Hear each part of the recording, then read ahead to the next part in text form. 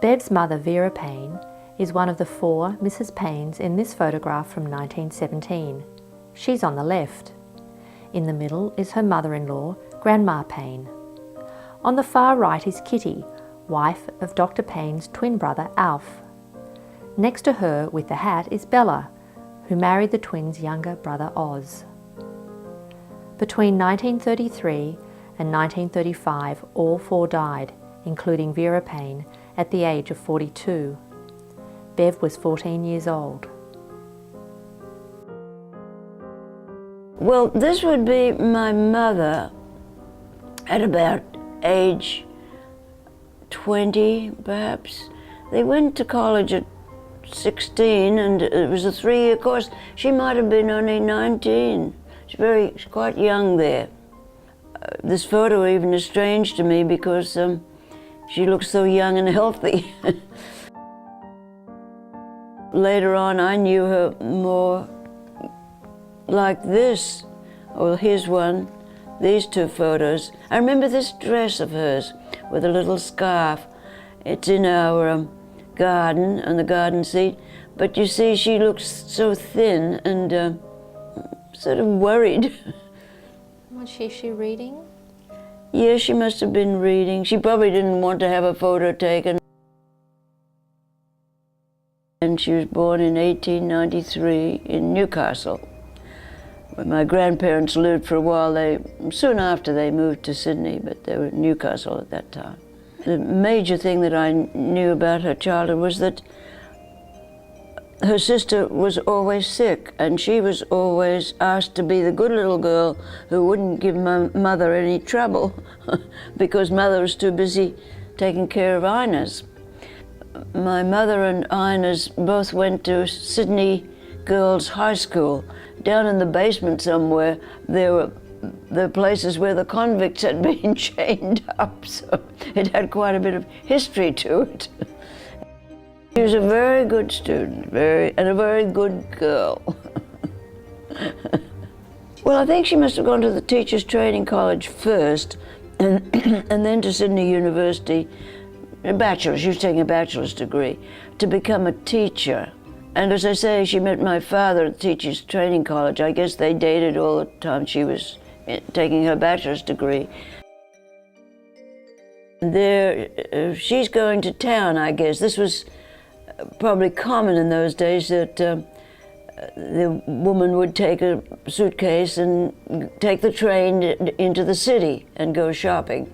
Here I am in my school uniform with one of our cats, but I'm not going shopping.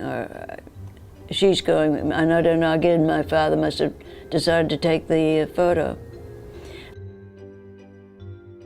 She'd do all these helping things with my father, but she also planned the meals, so that I think almost every day, probably every day, she and the cook, we had kind of a cook and then a housemaid, and they combined. So that my mother would talk over with the cook what we should have for dinner that night, and then the maid would go over to the shops, which were right across the street, and do the shopping necessary for that meal. I suppose my mother gave instructions for anything else that had to be done in the house. She didn't do any of the work at all, but she, and I suppose when she got sick, they were able to carry on. They were accustomed to the sort of thing she wanted, and so they would carry on when she was ill. You could take a vacation by going and staying in an old home that had been turned into, I guess we'd call them a B&B now. Mother's looking a little bit more jaunty in her outfit there, and again with a book. It was right on the cliff here, and then you just walked down to the beach, Cronulla Beach. She shunned company, you know. She was more like a mother, and being with the family and friends. She had a lot of friends. And in fact, another aspect of her is that she had a number of boyfriends. I'm absolutely certain they were not lovers, but they were longtime friends. And I think, in a way, she played a therapeutic role. She was always a good listener and concerned about them, and how's that coming along, you know? And she had three or four men who would come for dinner. My father accepted them okay. And in fact, there was one who came a lot. He managed to be friends with both of them because he played the piano, but he also would sit on her bed when she was ill, and they would do crossword puzzles together, or tell stories, or read poetry, or whatever. So she had these men who really admired her and loved her. I think really loved her. So it was a sort of I accepted it, but my friend Lillian would say, you know, it was a bit odd that your mother had all these boyfriends, wasn't it? I felt that the one time I would get her attention, I had to get at least an A for her, and I had to get a bunch of A's. We would be examined at the end of the year on all of the material that we'd been taught for the entire year. So it wasn't really till the end of the year that your grades counted. And so when they came home, they had to be very, very, very good.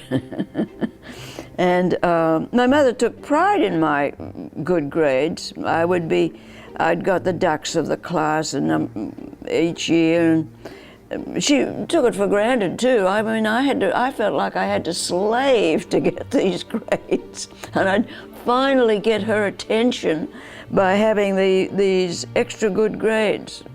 But Bev's grades were not enough. Vera wasn't happy. Physically, she suffered from heart problems, stomach ulcers, and other ailments. Emotionally, she was often depressed. Her husband, a doctor, felt powerless to help. Her illnesses continued. They were varied and frequent. And one day she had an anaphylaxis. When I got home from school, the home was in uproar. My father had her in bed with the end of her bed put up on bricks. You know, it's a sudden allergic reaction in which you can die. But, you know, he did take care of her and saved her, all right. But I think it must have been very distressing to him to be a physician and have a wife who was having all these frequent and non-understandable illnesses. About a year before she died, she made an effort to leave my father and make her own life. She left the house, disappeared. I didn't say a word to me, she just disappeared. After a while, my grandmother brought me a letter from her, and my grandmother told me that she had wanted to leave my father and try to make her own life. And she was going to go back to teaching. And I think she must have felt that she failed, and that she wasn't going to be able to make a life away from my father. And so she wanted out.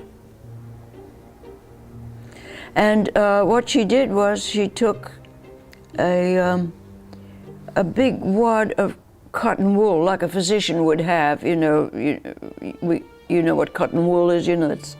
And she put it over her face and poured some ether on it. In other words, she took the ether from my father's surgery, poured that onto this pad of cotton, and put it over her face. So it was an easy way to go. But of course, a terrible shock to everybody else. And terrible for my father, I'm sure.